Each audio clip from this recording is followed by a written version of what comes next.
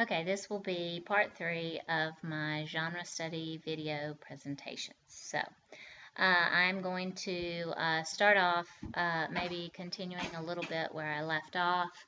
I think the last thing I talked to you about was this book, George versus George, which can give you a perspective from both sides, the American side and, of course, the British side. So I thought that was quite an interesting book. Um, and then I wanted to move on from there, kind of getting into the conclusion as I move to the end of maybe the study of the Revolutionary War and our nation gaining its independence and having to establish a new government and everything would be kind of the development and continuation of patriotism, which maybe we need to inspire our students to be patriotic and have an appreciation and love for their country. And that's where I would probably bring in several books that related to just our country and its symbols and having respect for those various things. One book I found is by Louise Borden, and it is titled America Is. And if you go through it, I just thought it was interesting because it really kind of presents to the kids anything that America would be. Um, of course, it starts off with, you have your Statue of Liberty.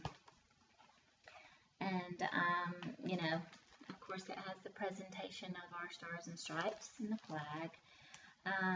And it goes on and what is America, and then it goes of course into the various types of geographical features, places where people live, whether it be in the country like we saw or in the city.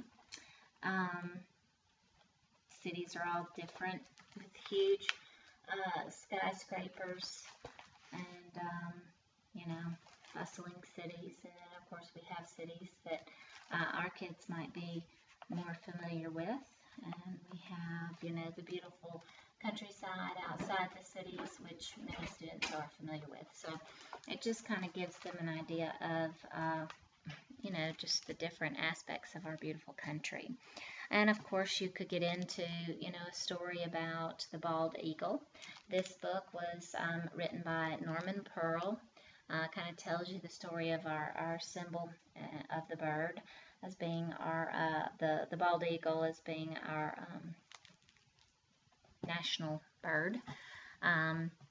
So just some different different books that help get into the symbols of our country to promote patriotism in your kids. Another book that I wanted to bring in just because it's kind of it goes along with the culmination of the study of the Revolutionary War. And it involves George Washington, and it involves the kind of diverse groups of people that were involved, in the war. One of those being, of course, the African Americans. This story is called Brick by Brick, and it is by Charles R. Smith, Jr., illustrated by Floyd Cooper. Both of these men are Coretta Scott King Award winners. Both of them have won that award for their illustrations and pictures and writing. And I wanted to maybe read this book out loud to you. I'll read as much of it as I can. The illustrations in this book are beautiful. I would encourage you to go and get this book just to look at the illustrations and the expressions on the people's faces in the book. I just really felt like I could kind of understand them. It kind of made me feel like they were familiar people. So it's really, the illustrations to me are just really beautiful. It's a very simply written book. Again, the title is Brick by Brick. And it is dedicated to all the slaves who helped build this country from the ground up. And that is C.R.S. Jr. In memory of my great-grandparents, Ricey and Maddie. Thanks. and I will try to show you the pictures the best I can, but like I said, I would encourage you to get the book so you can get the full effect of the illustrations. Under a hazy, hot summer sun, many hands work together as one. The president of a new country needs a home. So many hands work together as one.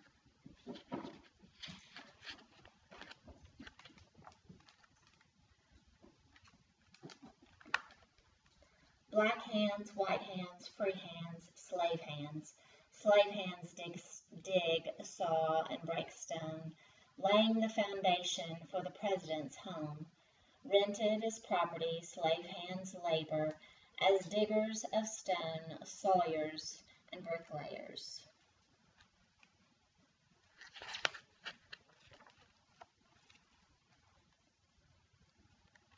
Diggers swing axes to break up stone, laying the foundation for the president's home. Jerry, Jess, Charles, Lynn, Dick, Bill, Harry, Jim.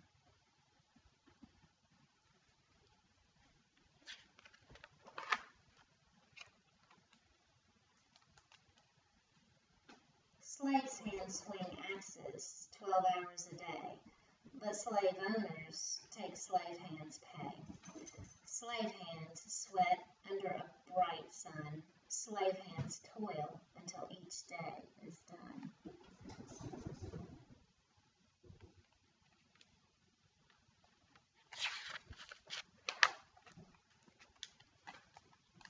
Chiseling, carving, and transporting stone, slave hands ache, dark skin to white bone. Slave hands blister under a bright hazy sun. Slave hands toil until each day is done.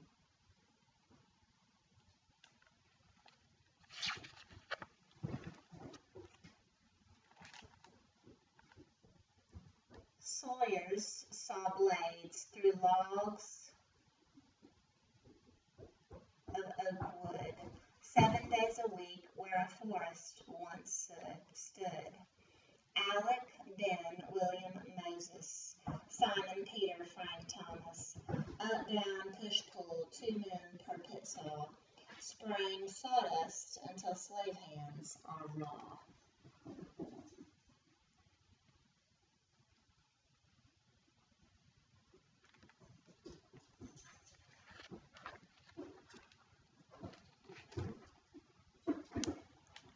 Slave hands saw 12 hours a day, but slave owners take slave hands' pay. Slave hands bleed under a hot, hazy sun. Slave hands toil until each day is done. Clay, sand, and water is mixed by young slave hands to create bricks. Nameless, faceless daughters and sons build brick by brick until each day is done.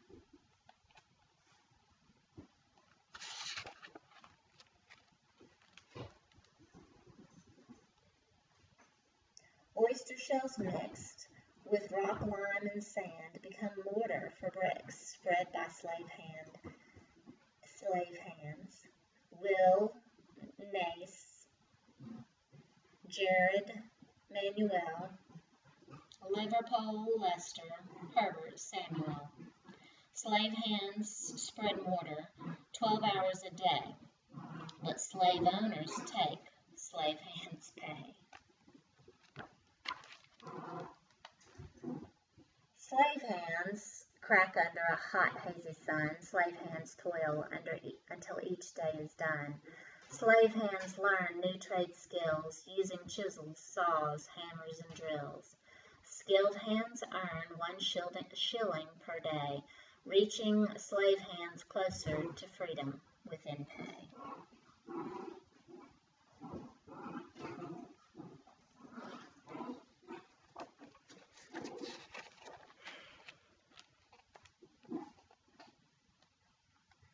Brick by brick, slave hands build. Day by day, slave hands gain skill.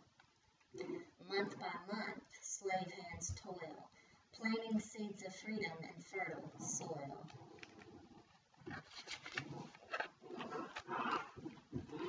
Freedom has a price in a land of liberty. liberty, so slave hands toil to no longer be property.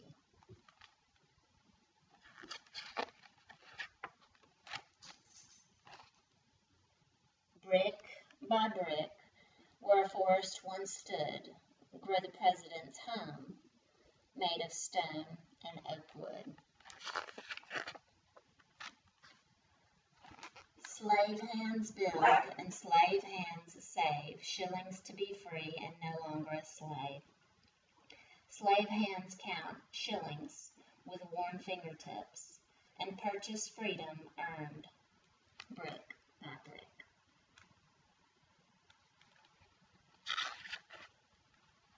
And then at the end, it does give you a historical account of why were slaves used to build the White House, which I thought would be a good ending or a good follow-up after reading this story.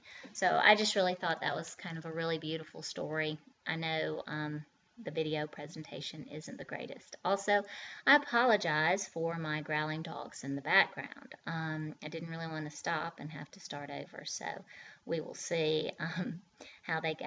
So that is it.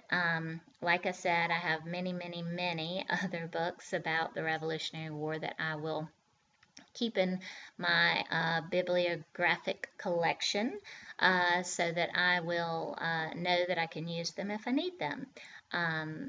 So I hope that this will help you out if you have to find literature to use to teach the Revolutionary War.